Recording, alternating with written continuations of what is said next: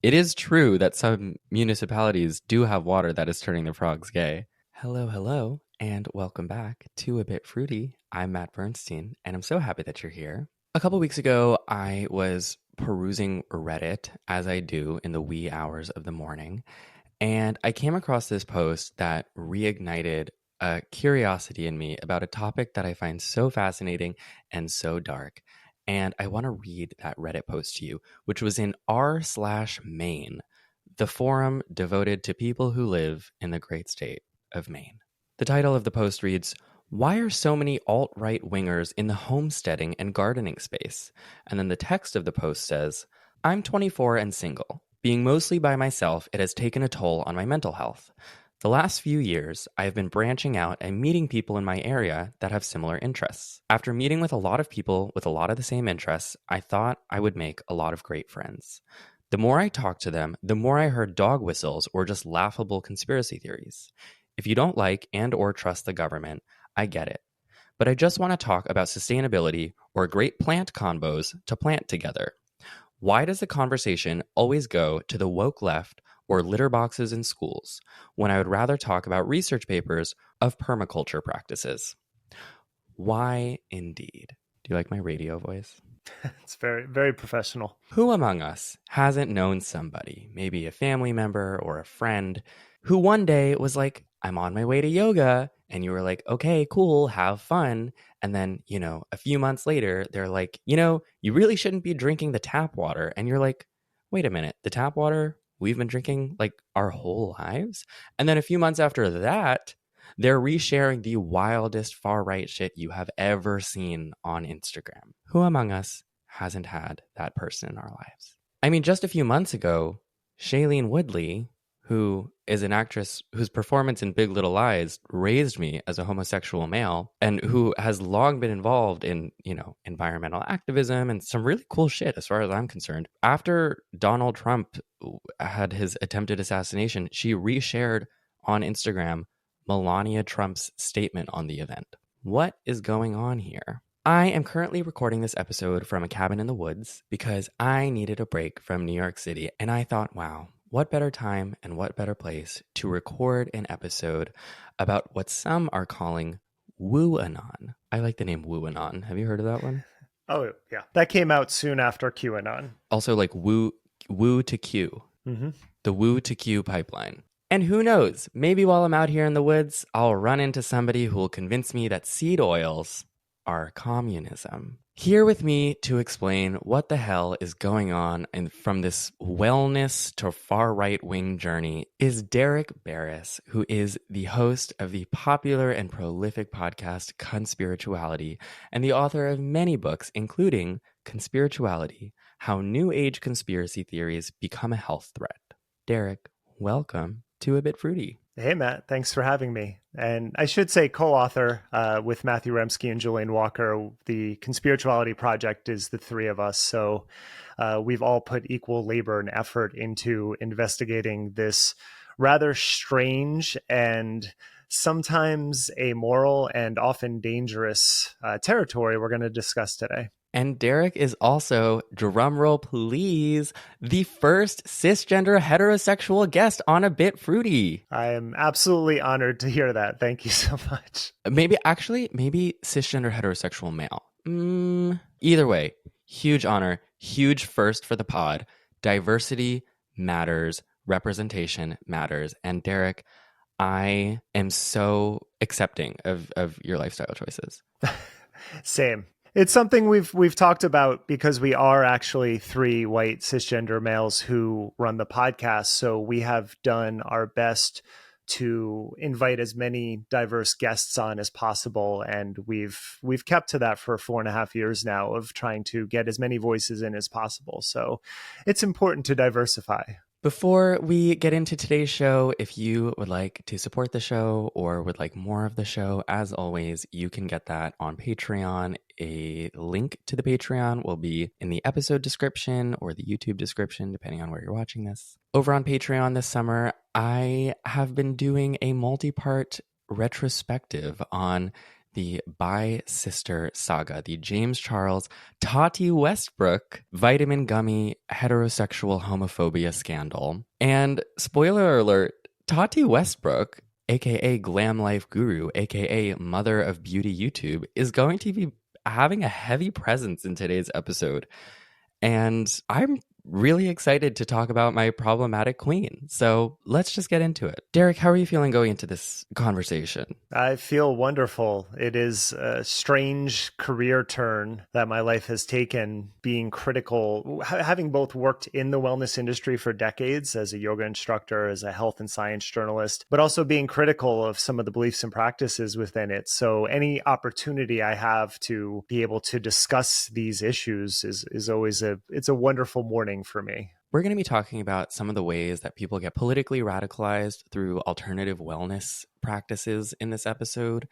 And because this has happened at this point to a number of like public figures and influencers that I have loved for years, I'm going to be framing parts of the conversation through their journeys. So Derek, might I tell you about a YouTuber called Raw Beauty Kristi? Let's go for it, because you sent me some of the advanced YouTubers we're covering, and they are new to me. So I always find it interesting how the crossover into other worlds sort of reveals the same processes that we've seen in conspirituality for years. You mean you're not heavily invested in makeup YouTube?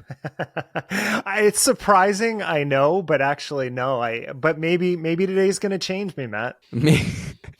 Maybe it will. Derek and I are meeting up afterwards, and we're doing a Sephora haul. All right. The other thing I want to say before I talk about anyone in this episode is that everyone that I mention in this episode, I only have the knowledge of their kind of like political radicalization pipeline because I have been fans of them enough to pay attention to this stuff.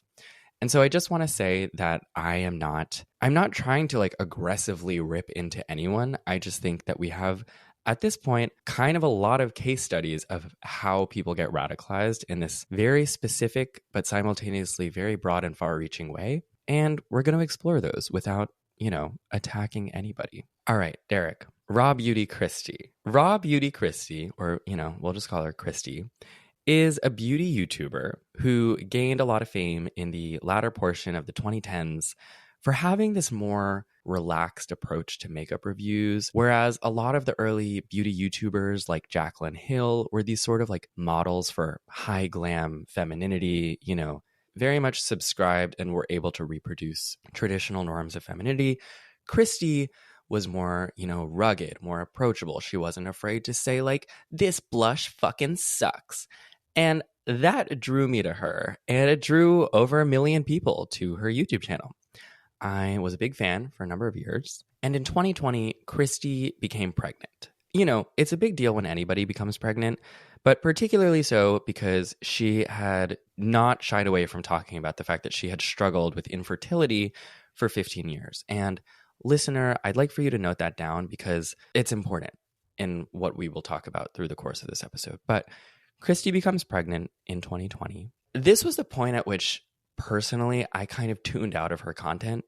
Not because there was anything wrong with it, but it went from a lot of like makeup content to a lot of like pregnancy and early motherhood content, which as a, early 20s gay man just didn't really interest me. But, to each their own. Very happy for her. In fact, thrilled that she was able to have a healthy child. Good for her. In recent years, Kristi's content kind of turned to being, she's always been very transparent, but it's become a lot of extremely intimate conversations with her audience about her ongoing issues with mental health or, chronic pain and lifestyle changes. She moved to Washington and she became a homesteader. Pause. Derek, can you explain what homesteading is? It's this sort of glorified, romanticized version of getting back to the land. And sometimes, there are actual homesteaders, so we should be clear on that. There are people who decide to live as off the grid as possible. They move to a ranch, they grow their own food, they raise their own animals for their food. They try to be as self-sustaining as possible. And that's totally a lifestyle choice. There's nothing wrong with that. And some people believe that society is falling apart and they want to learn how to take care of themselves. So that's great. But I think what you're identifying are the people who sometimes will create an image of homesteading, even if they are actually living off the land in some capacity, but then they sort of create this sort of, I guess, homesteading porn out of it for consumption online, and they will inevitably monetize it in some capacity. And so they create the image of it. It's very curated.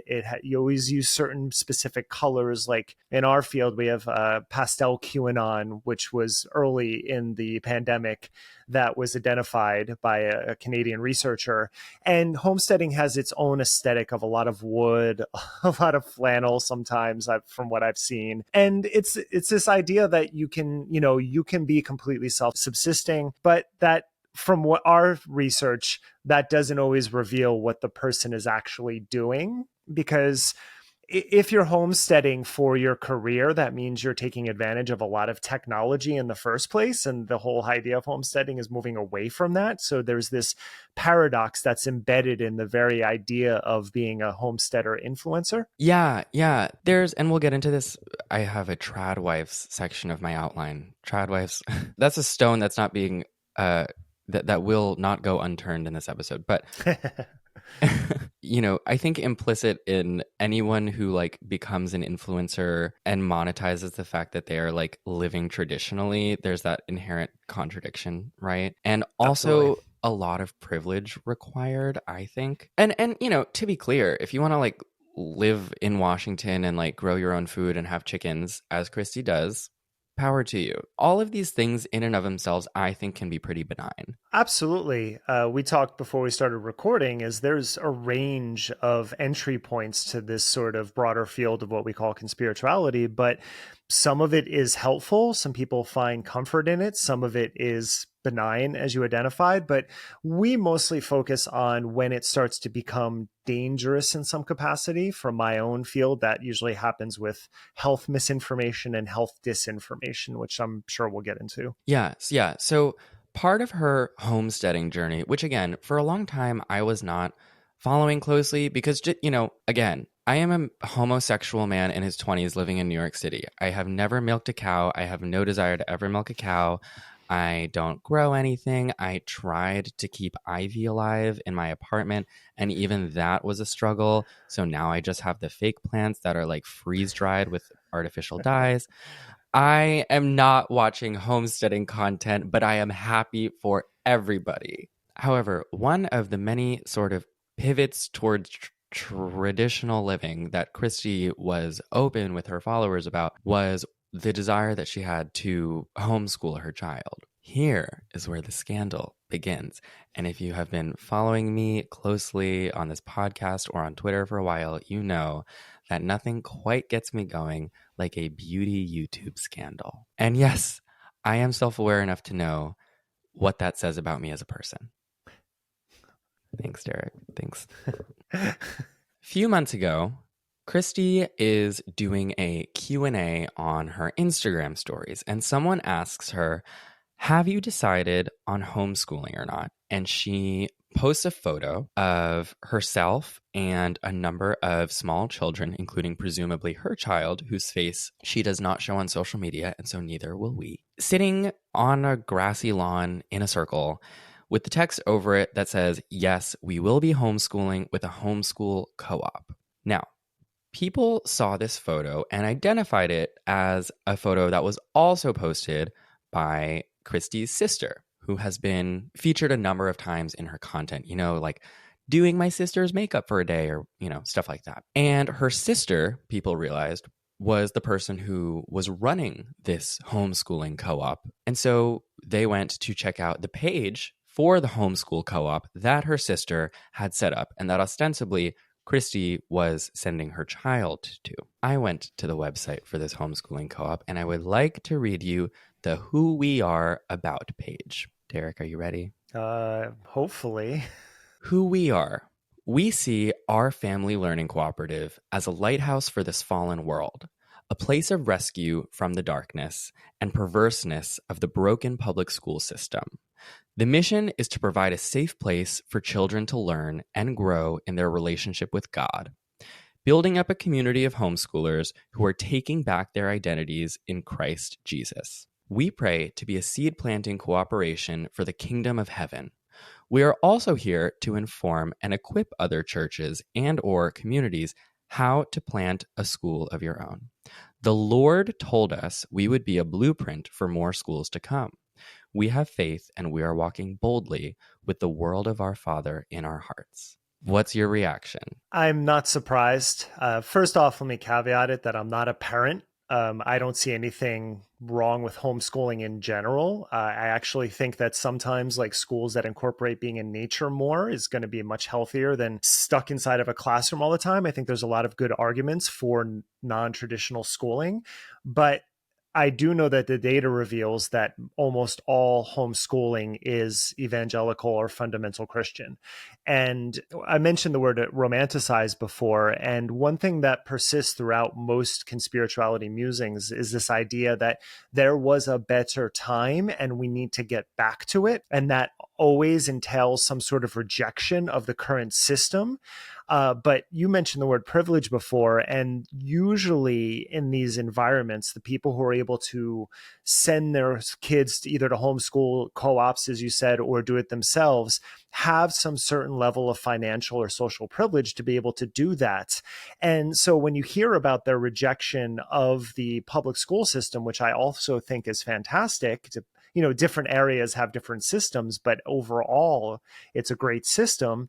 Combined with this focus on religion, that pretty much cuts across most either private religious schooling or most of these sort of trad wife homesteading homeschooling situations. I just see that language of like, we were called upon by the Lord to like take our children's education back. And I'm like, oh no, oh no, oh no, oh no, oh no. I did an episode of this podcast. One of the earliest episodes that I did was with a couple who were both homeschooled by evangelical families and in an environment that was like religiously totally abusive and inappropriate. And both of them, to the credit of homeschooling and to what you're saying, like they did say there are a whole number of reasons why they think homeschooling could be the right choice for someone. When I was doing my research for that episode, something that I found really interesting was basically a movement of Black families deciding to homeschool their children because they were really uncomfortable with like the way that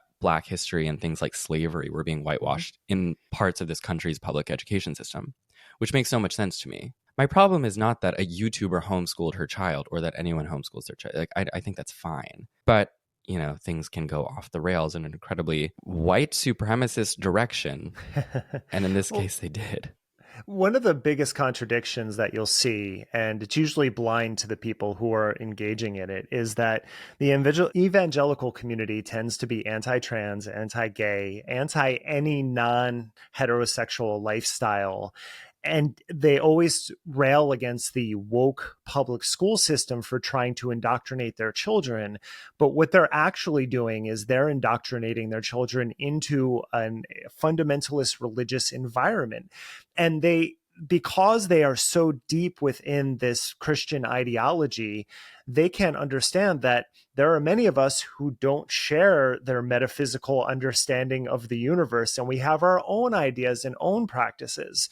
So what they're really saying is we're going to indoctrinate our children the way we want to indoctrinate them, but they'll present it as removing them from indoctrination. Because the Lord told us to. That is an amazing cop out for like just making any sort of questionable decision making. I don't know. I might adopt that. That's like tastefully manipulative. I fucked over my friend because the Lord told me to. Sorry. Take it up with the big guy. So things take a dark turn. On the 4th of July, this past 4th of July, last month, a video was posted onto Christy's child's homeschooling co-op. It has its own social media page. A video is posted to this social media page featuring a number of kids and parents, among them Christy's child and husband, at a local kind of parade/protest that they had held in the streets as a homeschooling co-op against public schools.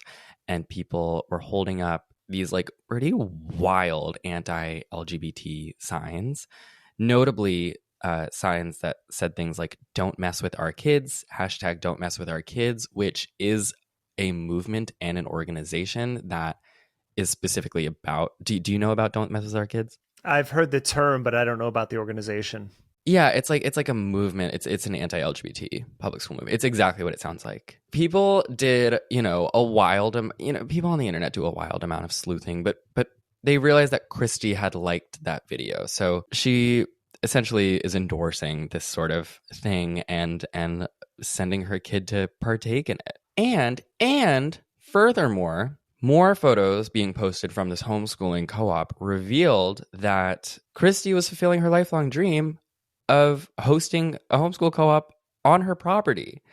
The kids were being taught in this renovated, beautiful, modern shed that she had created in her backyard. And people were piecing together content from her Instagram of her home renovation to the homeschool's Instagram and featuring kids in the shed. And people just realized that she was sort of operating this entire Jesus freak, right-wing, anti-LGBT homeschooling co-op. And I was like, whoa, what happened to this girl that I started following 7 years ago because she wasn't afraid to be like, fuck this lipstick. This lipstick fucking sucks.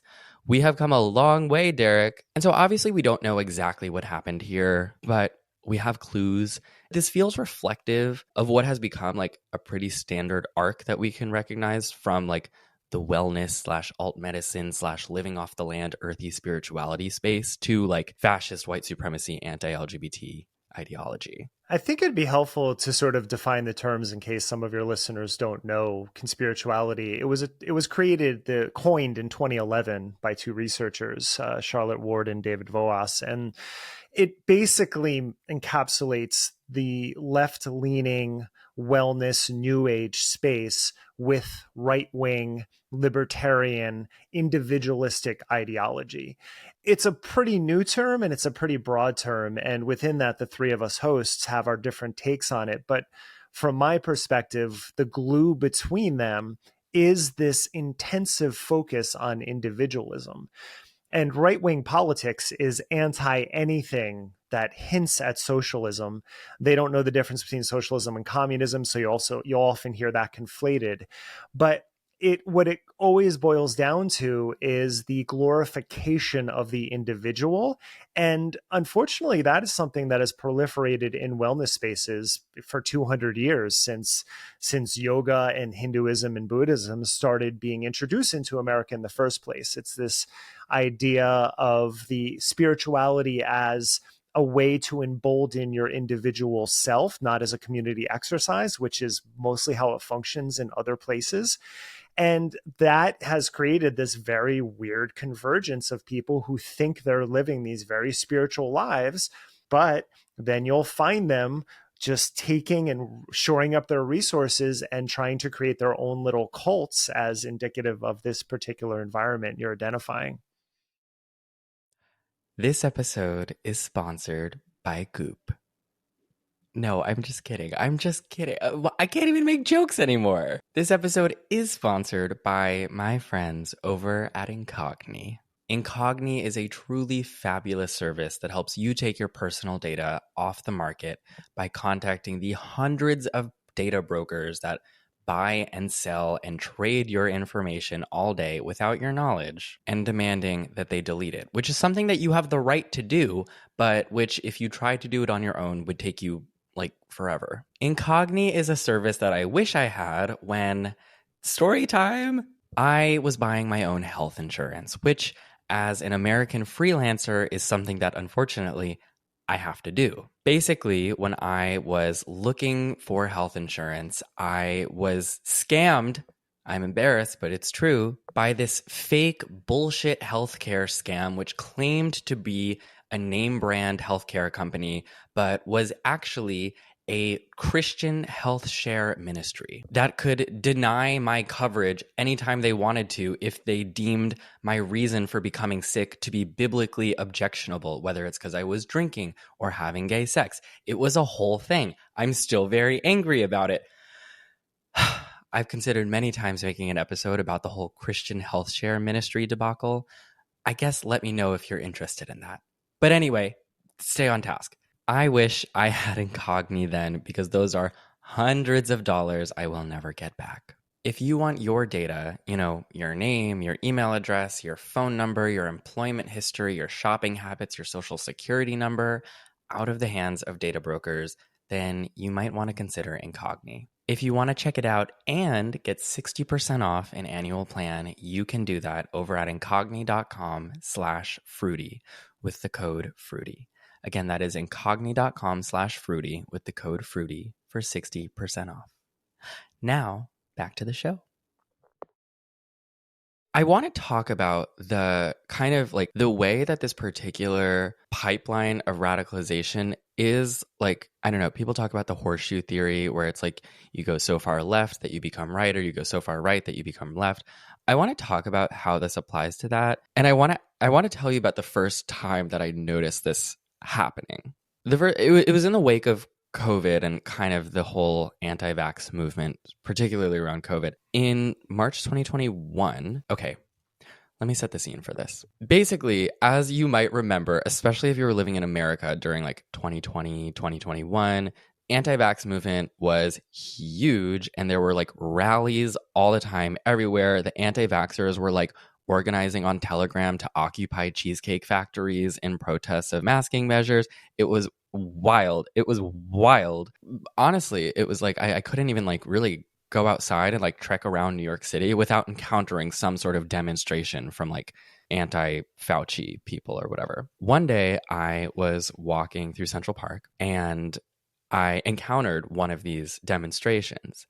And I decided, I was like, okay, I want to like talk to these people because like what is going on really? I was expecting to find just like a bunch of Trumpers basically.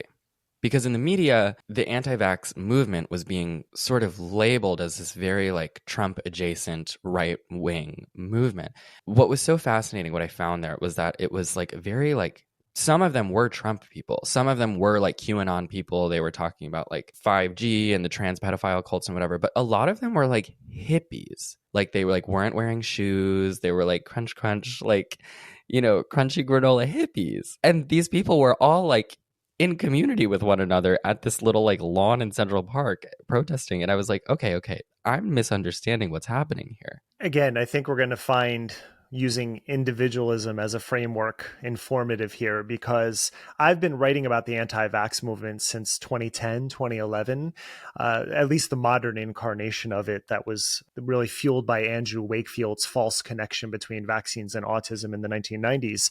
So it's always been a problem. I wrote about the measles outbreak in Los Angeles in 2015 because all of the crunchy mothers there who weren't vaccinating their children, and the measles spread through that community. So it's happened before, but COVID basically gave it steroids. In fact, we founded Conspirituality as a podcast the very week that Plandemic, that pseudo propaganda film, was created. Can you explain Plandemic? I remember watching it. That was crazy. Mm-hmm.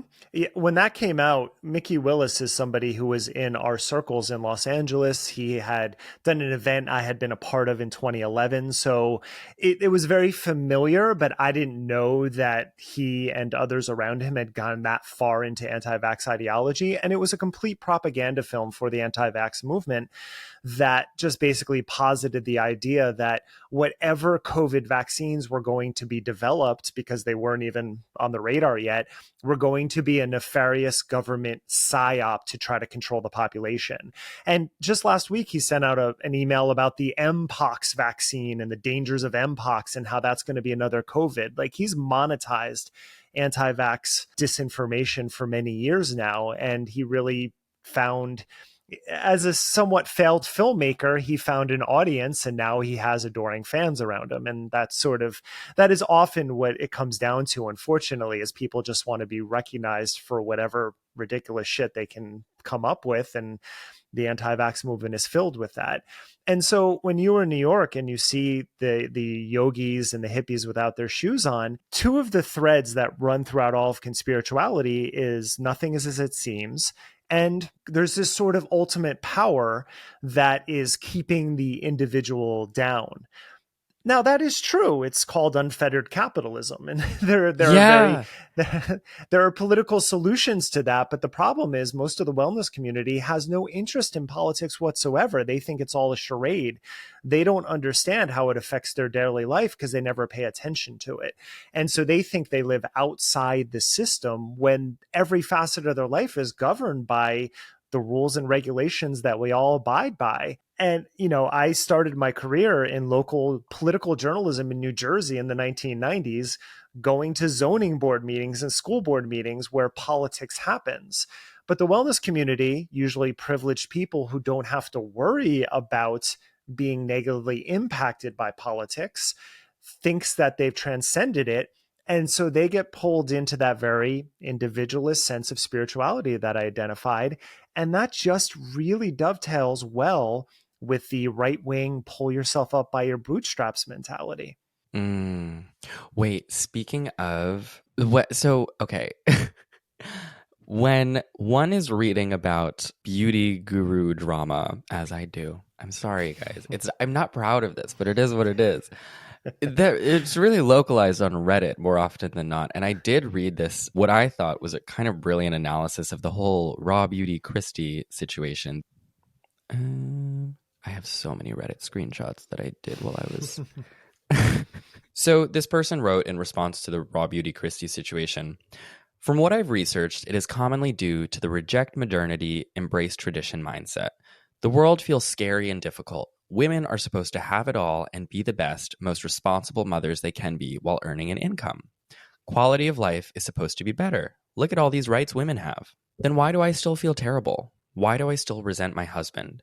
Why am I still so scared about everything and the world my child is going into? Maybe these rights aren't as amazing or good for me as everyone says they are.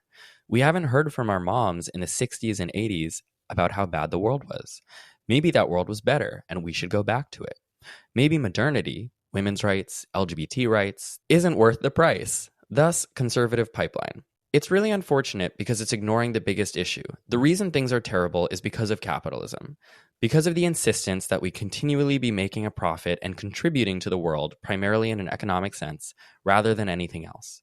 Women's labor and autonomy will always be disrespected because capitalism requires their humanity and labor to be undervalued in its essence. How else will they make profit?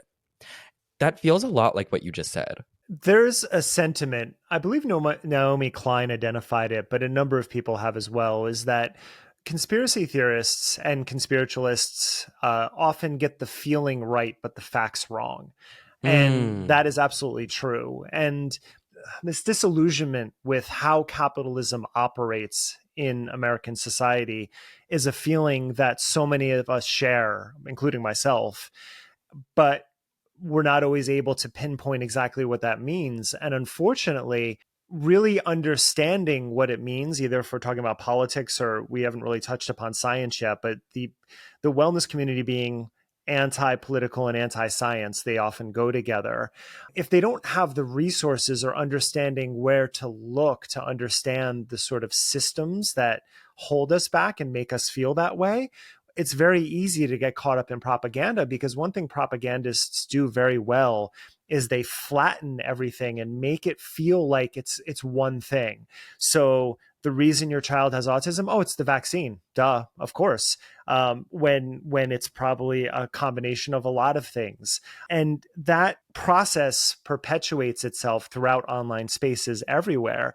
And if your feed is filled with people you follow who get pulled into these pipelines, and you're not following credible media organizations, or if you're not reading scientific journals, or if you're not staying up on what the House of Representatives is doing to pass regulations, it's so easy to get just sucked in by these very simple messages, because you're like, oh, that's what's holding me back. Okay, that's what I'm going to pinpoint and pursue now. Yeah, it does feel, I think the idea of having the right feeling, but pointing it in the wrong direction, if you will, is so important, right? Like, these people will talk a lot about like big pharma, and I never want to be like, I think actually big pharma is great and sound.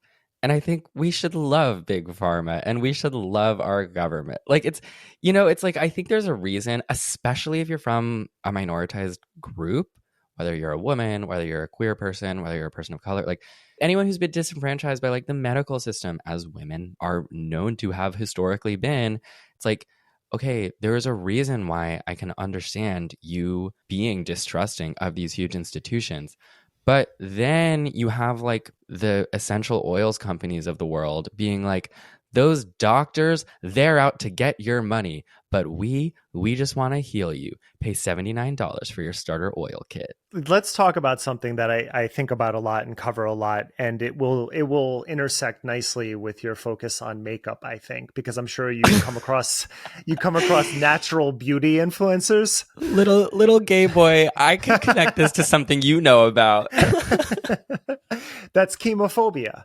And chemophobia is the fear of chemicals. And that also goes across. It's the anti-vax movement, the anti-sunscreen movement, the anti-seed oil movement, anything anti that has to do with some sort of product that is manufactured and made.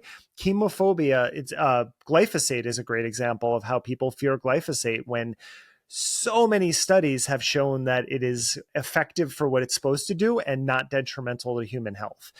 So you get in this position that is very difficult to navigate, because being somebody and having a podcast that often focuses on the anti-vax movement, the default reactivity to us is, oh, you're shilling for big pharma. And I'm in the same boat as you here. Like, I'm a cancer survivor. Chemicals saved my life. So I'm kind of a fan. I worked in an emergency room for 2 years. I was a health journalist. I'm kind of a fan of medical interventions, and I'm not a fan of for-profit healthcare in any capacity. But having those conversations requires differentiating what you're actually talking about at that moment. And as I said earlier, what propagandists do very well is they flatten everything, so that if you are advocating for the COVID vaccine, that just means that you're a fan of big pharma in every facet. And that's not fair. And that doesn't create good dialogues and conversations. But social media's currency isn't nuance. Yeah. Yeah. Well, speaking of clean beauty and the direction that can take you, are you ready for our second beauty guru? Let's go. All right. Tati Westbrook, I would like to have a conversation with you. Tati Westbrook is someone who I have talked about at this point at length over on Patreon in my Bi Sister series. Most people know her, in my opinion, unfortunately, as the beauty guru who feuded with James Charles in 2019 over his failure to endorse her vitamin gummy supplements. Can I give one piece of advice here that I think is important? Because you mentioned supplements, and that happens to be one of my specialties on the podcast. If you want to understand a supplement's efficacy, there's a very simple way of doing this, which is go to the product website and then don't just take what they're telling you for face value, but then read at least the abstracts of the studies that they're presenting on their own website that's backing up the efficacy of their product. And I will guarantee you, because I've done this dozens of times, that what they're claiming and what the evidence actually shows never lines up. But what these companies do is they just throw some studies or some abstracts on their website and say, oh, see, it works. And they're banking on the fact that people aren't going to actually go through and read it. So part of what I do is I go through and read it. And so if you are really ever genuinely like, is this going to work or not? Just do that. And you will very quickly understand that most supplements don't do what they're purported to do. Well, speaking of, Tati is a beauty guru who, for a long time on this platform, was extraordinarily uncontroversial. In fact, that was like part of her appeal. A large part of her appeal was that while the beauty internet seems always to be embroiled in some scandal, she never was. One of her kind of earliest tiptoes into scandal, though, was the launch of her supplement company, Halo Beauty. If you have been around the beauty space on YouTube, I'm sure you are feeling warm and charged right now at the mention of Halo Beauty. But Derek, let me give you the brief. Basically, she is someone who would mention with increasing frequency her interest in like clean beauty and like I think beauty comes from the inside out. And, a lot of these ingredients in our lipsticks and foundations are kind of not good for you if you start doing your own research. And so briefly, I just want to mention like the launch of this brand that she created called Halo Beauty. She, as many beauty gurus do, she started to tease that she was launching a product. And so, people are thinking, well, she reviews like makeup all the time. And so she's just going to launch a makeup product, like an eyeshadow palette or something. This is back in 2018, 2019. And she's teasing like my brand. I've been working on this for years. I'm so excited. And I was in college. I'm like, I'm ready. Like, I'm giving you my $30 for this, whatever you're launching, Tati. My loins are girded. Then the big day comes and she reveals her brand is these pink pills, which are biotin supplements that cost like $40 for a 30-day supply. She is going through every single ingredient and explaining how it's going to like purify your pores from the inside out. And like, this is where beauty starts, and like making these like kind of wild claims. And speaking about like marketing and kind of website stuff, she had like all of these pictures on the Halo Beauty social media that were like showing like people's acne clearing up after like 30 days on these pills. Like it was wild. It was wild. And do you have any thoughts on influencer supplement companies? Oh, I have a lot of thoughts, but as you're talking, I'm looking over a site. And first off, Real Results, it has what you're talking about. They're all anecdotes, and anecdotes do not provide data. They're the beginning of data, right? So I don't want to discount anecdotes, but when you see that without any actual data, that's the first red flag, because there's no studies listed on her site. The second one, she's doing what is often done by supplements companies, which is she's taking all of the ingredients and she's listing their purported benefits. She's not linking to studies, unlike some other companies. And she's also saying things like it will help clear up your skin, like things you can't actually prove. But what she's not doing is sharing the studies that show the dose amount. And that's the biggest oversight that these companies do, is because CBD is a great example. A lot of companies will have 10 or 20 milligrams of CBD in their product, and then they'll list all of the benefits that CBD is supposed to do, but at 400 or 600 milligram doses.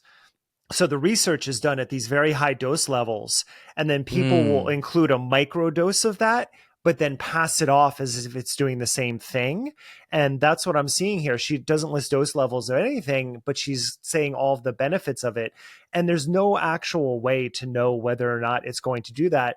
And she's also, last one, she's relying on the concept of synergy, which a lot of supplements companies do, which is this idea that if this does this and this does this, well, together, they're going to be even more powerful. But there's no chemical proof of that if they haven't been studied together. So you can't take individualized studies, throw them all together and say, well, that must mean they do all these things, because there could be contraindications with some of the ingredients. This happens often with adaptogens, which are healing mushrooms.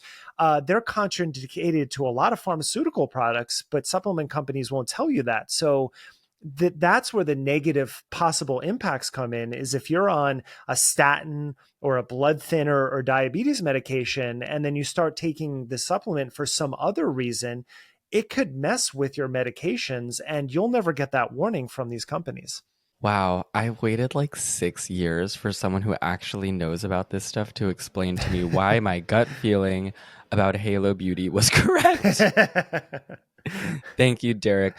Again, like, Tati Westbrook, problematic though she may be, falling down the woo to cute pipeline as she may be, definitely harboring some wild homophobic feelings as she may have exhibited in 2019, still kind of an internet mother to me. And so it hurts my soul to analyze her problematic behavior. And yet, to an audience of 8 million, she's going down quite the rabbit hole. So maybe a year ago, 2 years ago, she moved from LA to Texas. This is when she starts talking a lot about toxins and also Christianity and also doing research.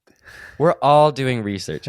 Derek, what do you make of doing research? I do research all the time, and I think it's important. But when they say that, usually what they mean is they've read a couple of Instagram posts by people they follow. That's not research. I mean, research is actually reading 30, 40-page studies and coming to conclusions, and also reading conflicting evidence. I regularly interact with two chemists. One is a cosmic chemist named Michelle Wong, or Lab Muffin Beauty Science. She is the best follow for anyone interested in makeup or beauty products to actually know, because she's a cosmetic chemist. So whenever I come across something like, say, Halo Beauty, and I have a question, I'll just DM her. She'll reply with these lengthy replies that really break things down for me. Dr. Andrea Love is a biochemist, and she's on the board of the Lyme Disease Foundation.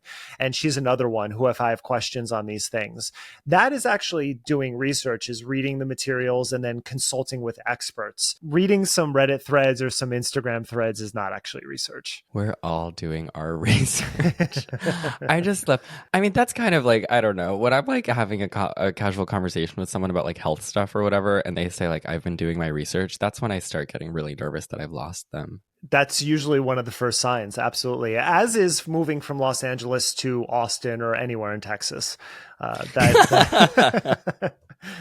Okay, there are a couple videos that Tati made that I am going to clip in little segments from into the podcast right now. Hey guys, welcome to today's extra juicy video. We're going to talk about beauty secrets, controversies, things that I do in my routine that are not necessarily mainstream. So I just want to start by saying nobody knows your body like you know your own body and what is truly best for you. I feel responsible for my day in, day out choices, and that is something powerful to grab a hold of, is you have authority over your choices. There's two big red flags that I want to talk about. The first one is actually in a video that she titled Controversial Beauty Opinions, which is a video that she also started by being like, I'm going to say things that might trigger people. A lot of people are triggered. And that's another one where as soon as people start talking about like,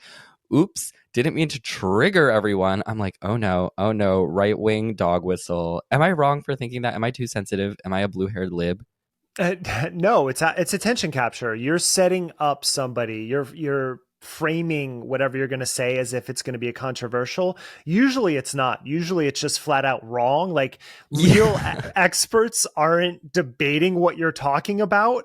You're just doing it because you have an agenda. So that is always a big red flag. It's totally just like Big Water doesn't want to tell you that the water is turning the frogs gay. No one wants to say it, but I'm brave enough to say it. And there is some municipalities where you have to worry about tap water. Flint, Michigan is a pretty famous example. But most tap waters, and when I lived in Los Angeles for 11 years, we filtered our water because it tasted disgusting. But moving up to Portland, Oregon now, it is fantastic. And you just have to look into filtration systems.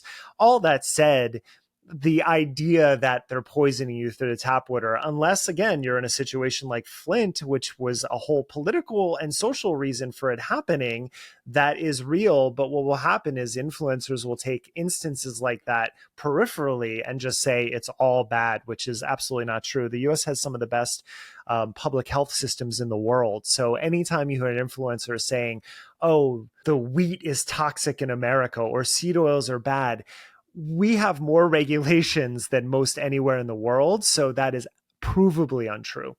Seed oil mentioned, when you started that tangent and you said it is true that some municipalities, I thought you were going to say it is true that some municipalities do have water that is turning the frogs gay.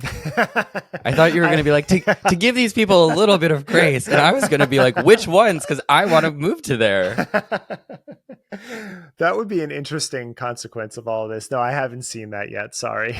It's like Alex Jones, broken clock is right twice a day, and one of those times happened to be that, in fact, the water is turning the frogs gay. Speaking of seed oils, you that's why I gasped when you said seed oils, because that is a big one that I don't really understand. So maybe you can fill in the gaps for me. But in Controversial Beauty Opinions, Tati says that she no longer wears... Okay, deep breath, Matthew. She no longer wears sunscreen on her body because since removing seed oils from her diet, her body responds to the sun differently, and she does not burn. Honestly, people hear that I go out and I'm not afraid of the sun and they want to throw rocks so hard. They're like almost like cursing you, like you're going to get cancer. You're a bad role model. I do wear a hat and I shield my face and I use sunscreen on my face, but I also am not afraid of the sunshine. You'll hear a lot of people in the holistic community talking about removing seed oils and how sunshine reacts differently. You don't burn anymore. I have not burned once going out in the sunshine at all over this summer or even last summer. And I've been a little over a year, maybe year and a half, seed oil free. Like I do not have any snacks in my home that have any sunflower seed oil, grapeseed oil, canola oil. I found that out of everything was the most beneficial to my health. And also I don't get even a little bit red going outside. I've heard this often. It is amazing. Actually, one of the influencers we covered a few years ago would call sunburns light nutrition. Fuck off! Yes, she is a chiropractor who positions herself as a self-help coach. Her name is Dr. Chiropractor Melissa Sell. That is a common one. This whole conflation, and again, threads. Looking for threads. The thread is chemophobia. The thread is modern society is toxic. All of these things are created in labs, when some of the most dangerous products on the market are essential oils, depending on dose level, to be clear. But essential oils can be terrible for you. I saw a documentary where parents were spraying essential oils on their children, not sunscreen, and then having them run out into the sun. So they're actually calling those actual cancer-causing agents into their body through this process and thinking that they're living naturally. And that again goes back to the whole romanticized idea, the idea that sometime in the past we convened with nature and everything was perfect, not realizing that up until a couple thousand years ago, humans were in the middle of the food chain, not at the top. And we have a very glorified understanding of evolutionary biology. We're in a pretty good place right now, and a big part of that is our understanding of chemistry. But what these influencers do is they exploit our underlying fear of chemistry in order to usually sell us products. Halo Beauty. Yeah, that are still chemicals. Yes. I don't know about seed oils, but you know it could fill your seed oil void? Some $40 hot pink pills. Seed oils are predominantly healthy. They are heart protective. They are generally good for you. What they're talking about is they exploit this fear of like going to a food cart in New York City and seeing deep fried products, right? We have this image of food knishes that are sitting in oil for a long time. That is completely different than using some avocado oil or some olive oil, any sort of oil in a pan at home. Of course, you have to take heat distribution into account. But besides that, yes, some oils are better than others, but seed oils are definitely not toxic. Yeah, she says things like, stay on the outside perimeter of the grocery store because you don't want any of that processed shit in the center. It's like, Tati, whatever. I was like, at a certain point, I'm like, wow, I started watching you every day. She would make these makeup videos 5 days a week on YouTube for a long time, which is such an incredible level of output that I still to this day can't fathom. But she was making like the best deals at CVS on lipsticks right now. And I was like, clamoring for her insight. And I'm like, whoa, why are you telling me that you can go out in the sun as long as you haven't been consuming seed oils? Something has shifted. What she says is actually pretty common in the wellness space. What's interesting to me about this too is that I feel like you have to be like in an echo chamber of like weird wackadoo wellness beliefs for a while before you feel empowered and confident enough to say it to a platform of millions of people and like not feel like you're going off the rails. To be fully unafraid of the reactions that you will get for saying something, to be clear, absolutely crazy and untrue, like you can go out in the sun and not burn as long as you don't consume seed oils. Like you have to have been like kind of relishing in that kind of shit for a while, right? Absolutely. And I want to point out that these spaces are not new. I started practicing yoga in 1997 in New York City. And even back then, in those brick and mortar spaces, before influencers were doing yoga on social media, things that were said: you are your own best doctor, you know your body better than anyone, trust yourself, don't trust experts, like those have been around. Those were around in the 90s. They were around before that, I'm sure. But what happens is how that translates through online spaces, because you no longer have the personal intercommunication. You can just rely on your pre-existing biases and then people you trust online, which creates this whole weird parasocial relationship that happens. And so you trust these people even though you've never met them in real life. At least in the olden days, you had to actually have some contact with that person to build that trust. That no longer exists. And so yes, those feelings have been said probably a number of times before you've publicly stated them, but you've been in some sort of environment that facilitated that. In her video, I was making myself sick. The first thing that she does is really berate tap water. And one of the things she says about tap water, you all knew it was coming: fluoridation. I do not drink tap water. I find it alarming if you go online and do some research about water and look locally at the levels of different things, like not just fluoridation. This is great. This is crazy to me. I mean, a lot of this stuff is crazy, but this is crazy. So water, I want to tell you, Derek, like my understanding of water fluoridation, why it happens, and the conspiracy around it. I think I have a very basic understanding of, and you fill in the gaps. Can we do that? Sure. So, okay, my understanding is that fluoride is put into tap water by governments because it is good for your dental health, prevents tooth decay in populations, and that is like has long been scientific and medical consensus. Yes? Absolutely. But it has long been at the center of various right-wing conspiracies that date back to the Second Red Scare. And this is something that I learned in researching for this episode. Basically, during the Second Red Scare, which was, the whole like communists are invading the nation kind of thing, far-right activists claimed that the government was fluoridating water to turn people into communists and to basically make people like docile, stifle the revolutionary spirit of the American people against communism.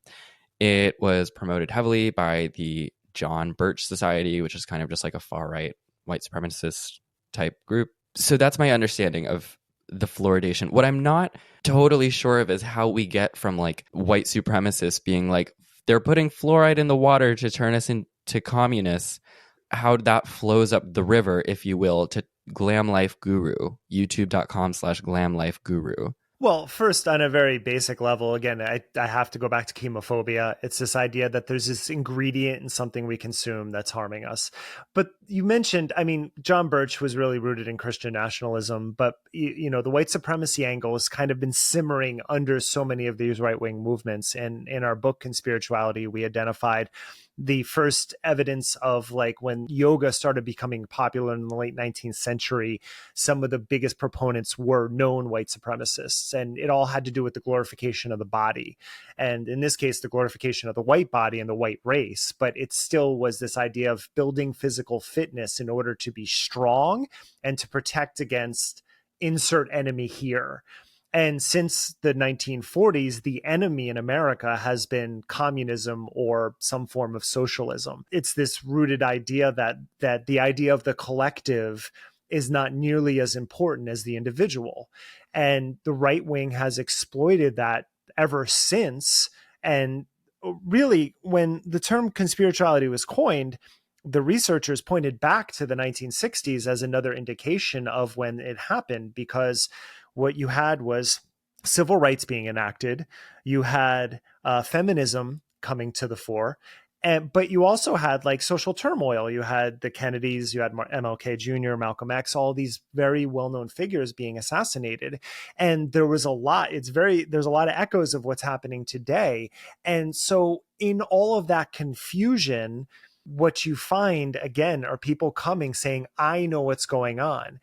And the challenge that we have as, say, science communicators, for example, is every expert, epidemiologists, cardiologists, public health officials, all the people I've talked to over the last 4.5 years of this podcast, they're all really good at saying things like, this is what we know right now. This is where the evidence leads. We're working with this assumption, understanding it might change in the future. That is honoring science, but what it doesn't do is it doesn't capture your attention as someone yelling the frogs are gay at you when staring into the camera. If you're a parent of a child with autism and you don't know why it happened, you're not having RFK Jr. look and say, no vaccines are effective, this causes autism, with such certainty. And it's that certainty that the influencers are able to exploit, because they take vulnerable people in situations where they're exposed to being open to any sort of idea that will explain their predicament. And rather than listening to someone and say, well, we have to weigh these things out, which would be the right course of action, they're seduced by the person who says, no, it's definitely this.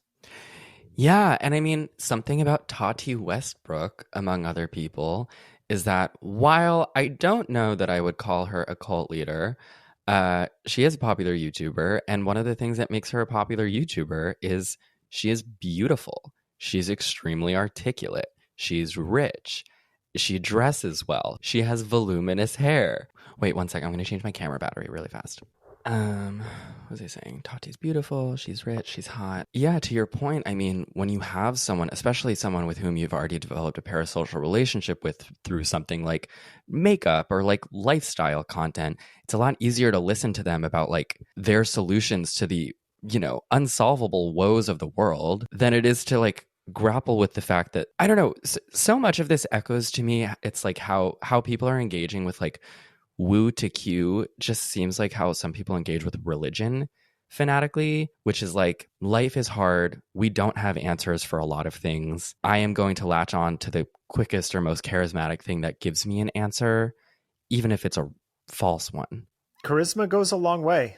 And part of the challenge of science or media literacy communicators is needing some charisma. Thankfully, there are some really good ones, but there are definitely more in these sort of cult angle that you identified. I mean, they're not all cult leaders. Some of them do aspire to that.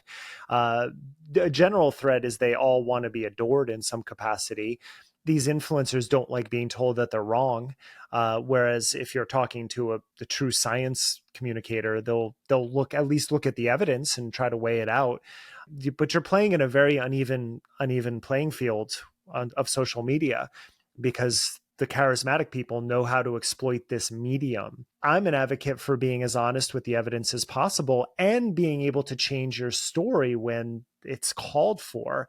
And that's something you won't really find a lot with people in the spaces that you're identifying, except if it's to say, I used to do this until it made me sick. And so then I started doing this. And guess what? You can also buy this from me. Something that I want to talk about, like, I want to once again give grace to some of the people that I have been critiquing, which is, I don't know, a common thread on this podcast is like trying to understand how people, get the way that they are and maybe even do harm and not excuse it, but explain it.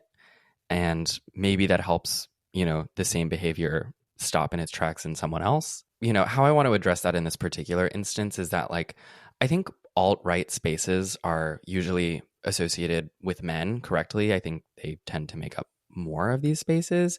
But I do think the wellness and like homesteading and like natural living kind of thing offers a unique entry point into the far right for women.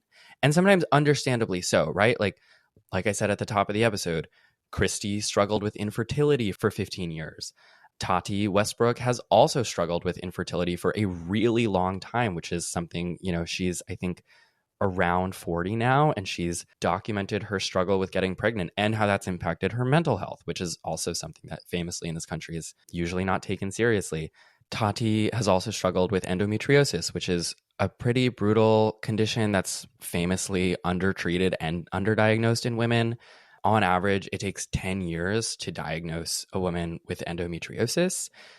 Women's health issues for forever have been taken less seriously by doctors. Male bodies are treated in medical science as the default. And so when I see, especially someone who has been victim to all of these structures and institutions, I understand why they would feel empowered to turn away.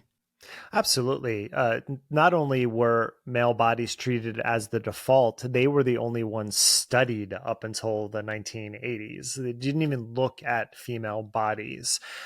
The challenge here, so first off, it's a matter of intention. It's something we talk a lot about in the podcast because there is a range. Not everyone who's involved in either consuming these products and ideas or selling them are being malicious. I think a lot of them are true believers in these things. So when I see someone selling something, the first thing I have to assess is, are they grifting or do they actually really believe this is going to work?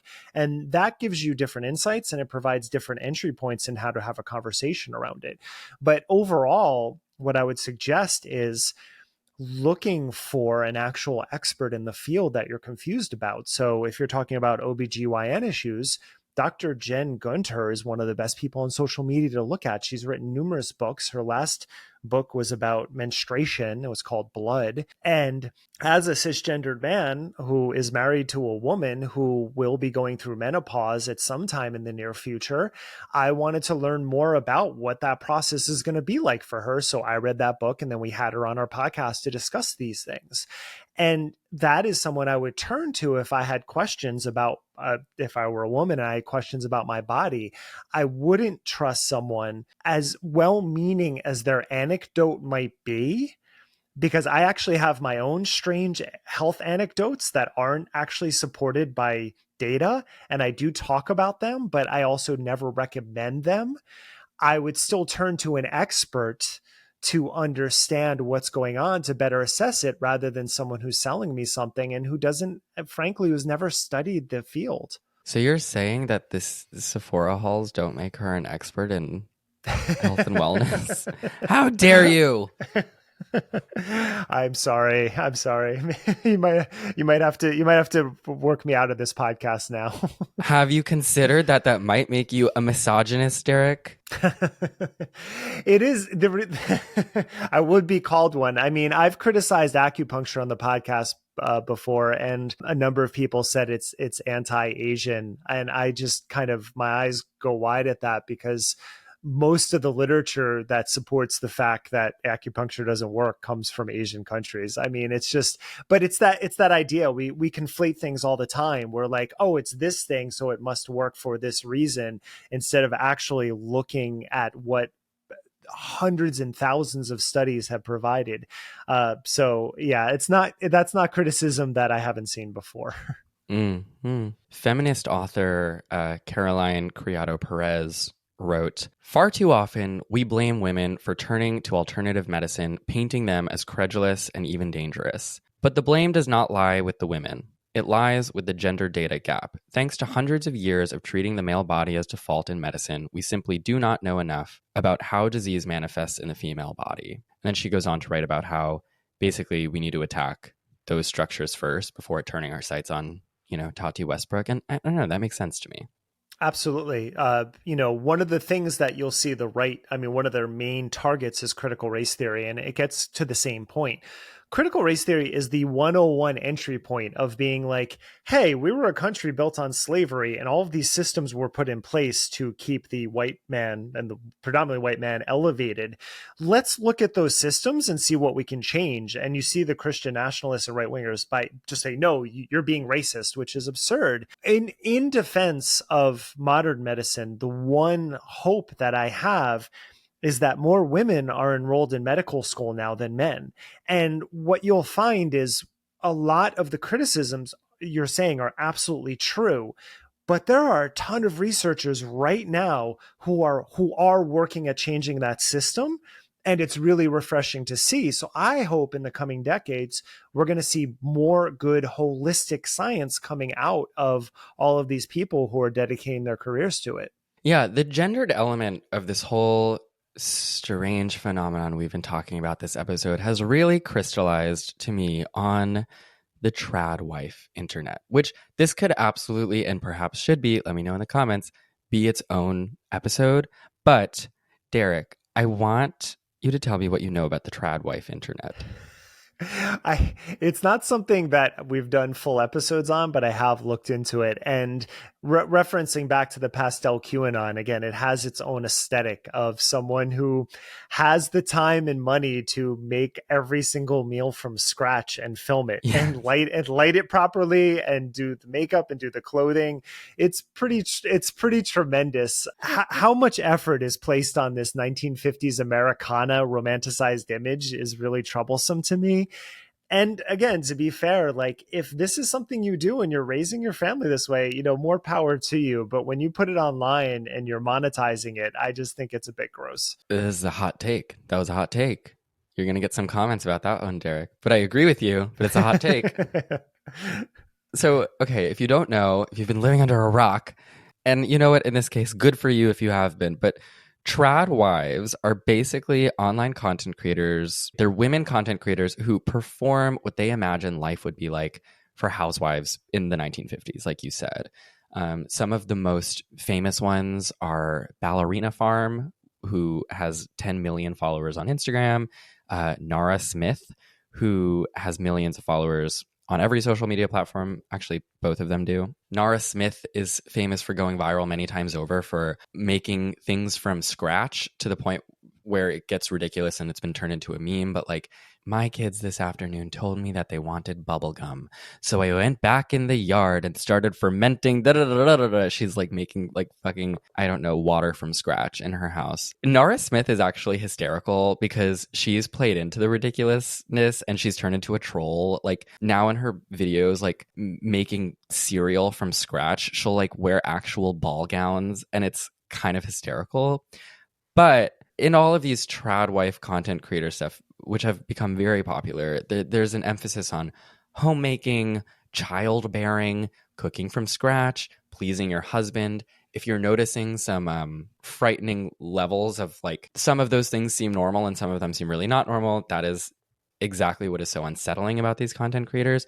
And the irony, of course, being that a lot of successful trad wife content creators are earning, 6-7-figure salaries and running sometimes independent businesses by performing a version of femininity from, a time that women could not open a credit card.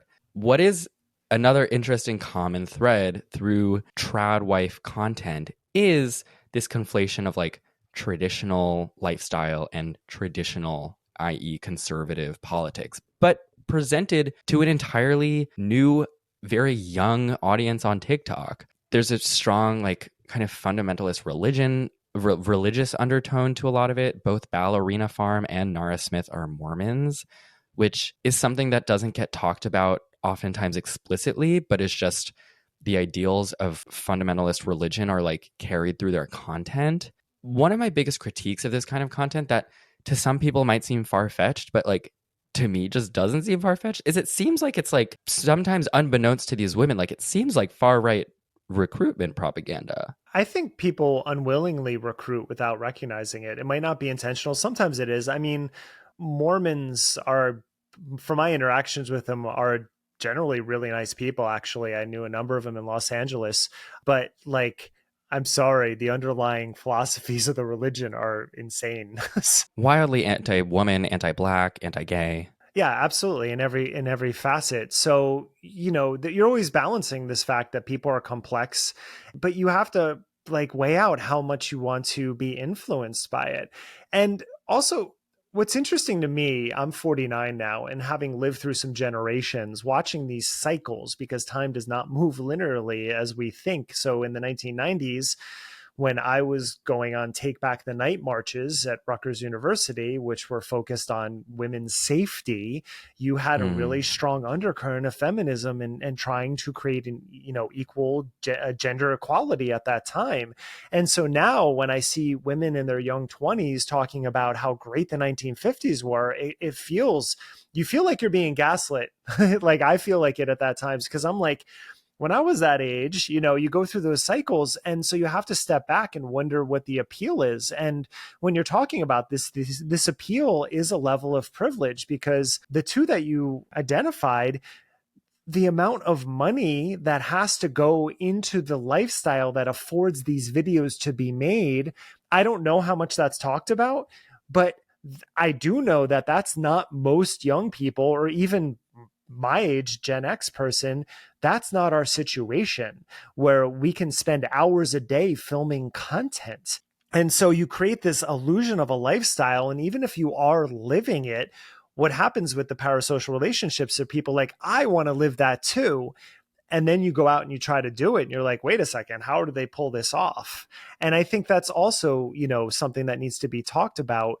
If you are making a living monetizing these things and living this, you should at least be honest about where all of that money is flowing in, because it's not cheap. No, absolutely not. And also, I mean, just to tie it into like the main, I guess, theme of this episode, it's like the trad wife influencer feels like a really popular entry point for people to be like, it would be nice to wear an apron and cook a sourdough recipe.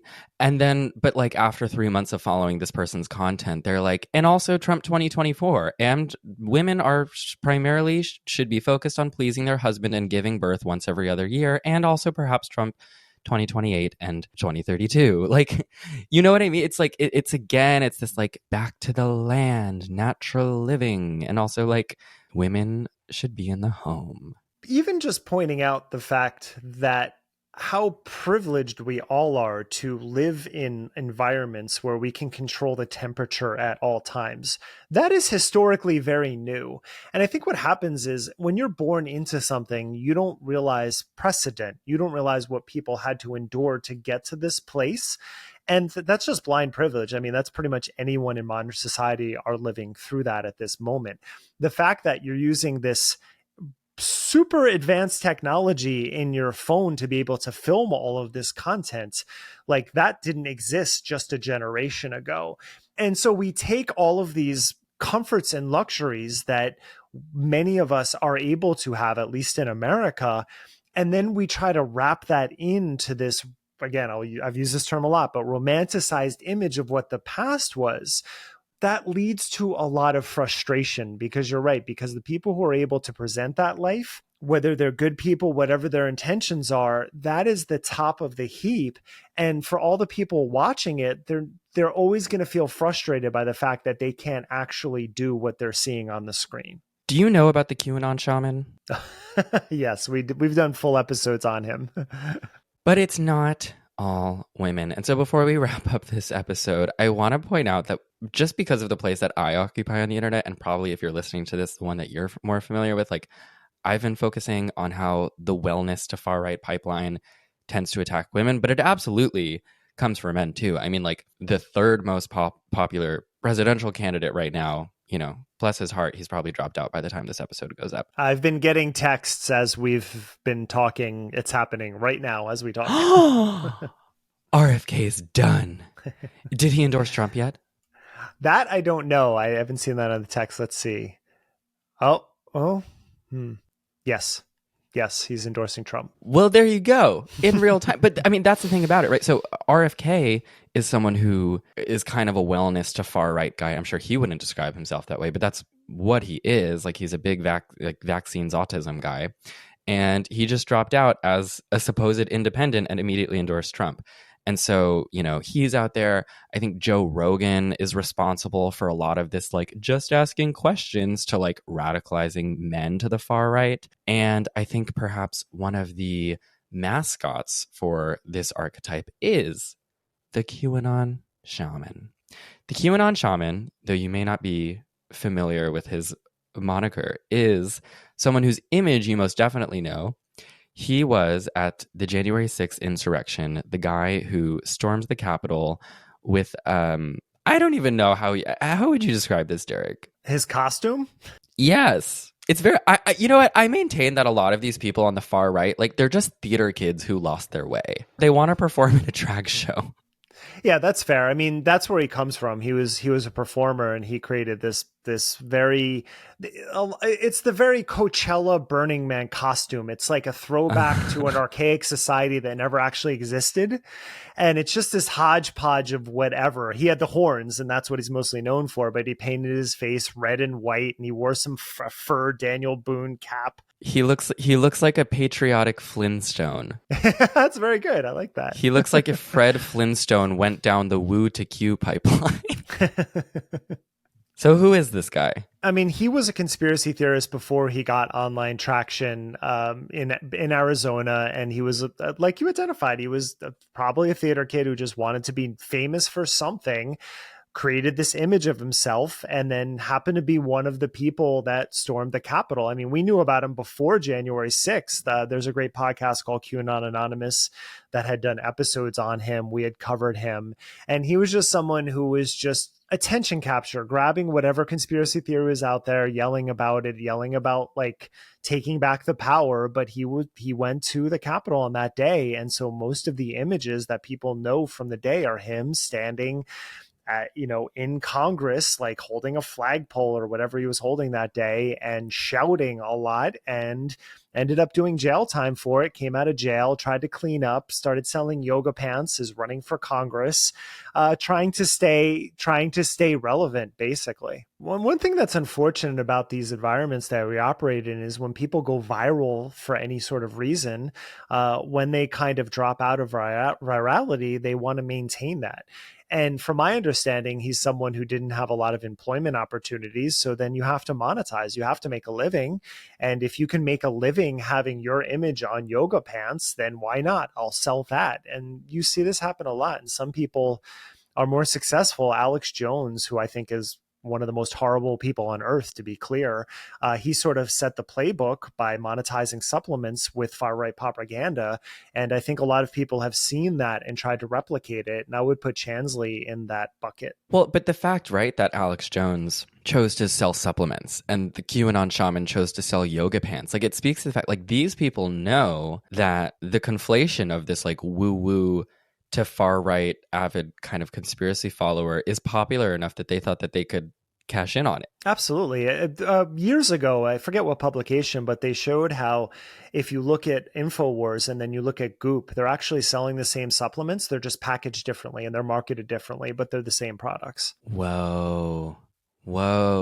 That's crazy. That's also not crazy. I mean, I guess I could have assumed that. Gwyneth Paltrow, this might be your cross to bear. Oh God, I don't know how I ended up there, but yeah.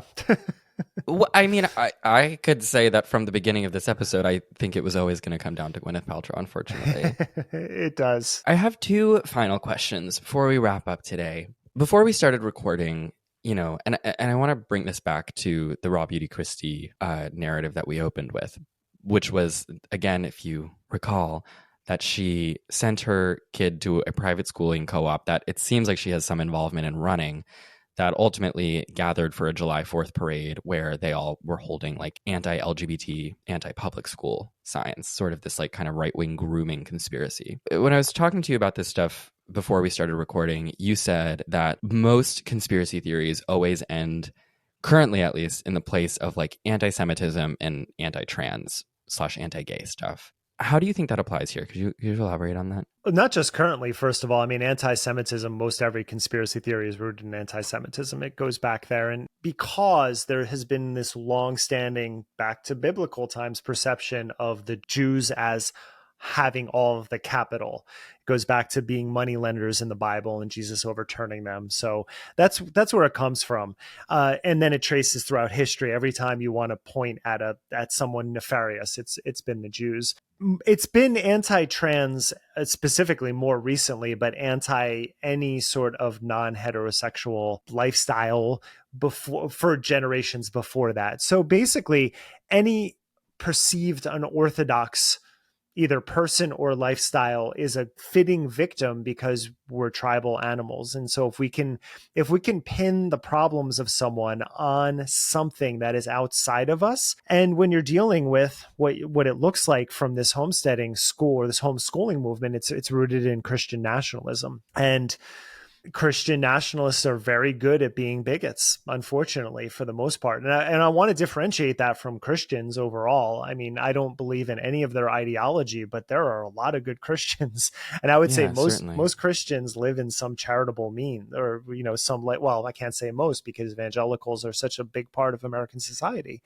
But the idea of the other plays very well, even in terms of the Bible. Like, Satan was not a real major character in the Bible. Like, that came much later, this idea that there was some sort of ultimate form of evil. And when that ideology was being created centuries later, that has persisted throughout cultures, especially Western culture. And so, getting back to it, you need to point out some problem for why life is not idyllic or perfect. And so, why not go with the easiest possible route that will get the quickest attention from people? And it tends to go in one of those two directions. The last question that I have for you is like, how do we stop people from going down the pipeline, right? Like, I know lots of people, as we all do, who have their own wellness practices, whether it be yoga or crystals or like whatever else brings them joy or makes them feel good. I'm not trying to step on your toes if you love your crystals or, whatever else you do, right? Like, I don't give a shit. I really don't give a shit. But how do we keep people from like being exploited by the far right through this path, right? If you want to look into the ingredients in your foundation, like, go for it. But how do we prevent people from like falling into it so that 6 months later they're like, we must keep the children out of the gay public schools? Unfortunately, it's going to remain local. I mean, the internet has really skewed our understanding. I mean, as much as I love it, my father was a computer programmer from the 60s. I've grown up with computers. I love technology, to be clear. But it really has skewed our understanding of reality. And unfortunately, misinformation travels much faster than good information. And so the only systemic effects you can have is in regulations and trusts, like breaking up trusts, things like that. We don't need to get into all that, but we're pretty clear that we're not going to monitor social media in any sort of meaningful way. So the only thing that I've seen effective are one-on-one conversations or small group conversations with people you care about.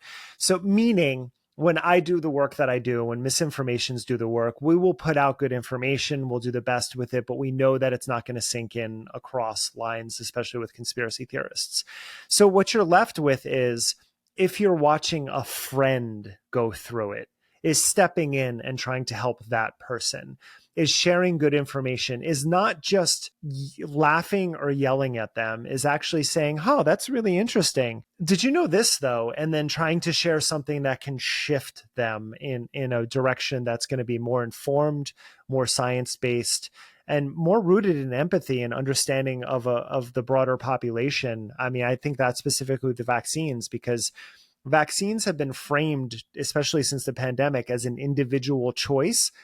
It's not. I'm sorry. It's a public health decision. So when you're sending your unvaccinated child to school and they have measles, they contract measles, and then they spread it, that's affecting other people. That might be affecting an immunocompromised child who can't get a vaccine.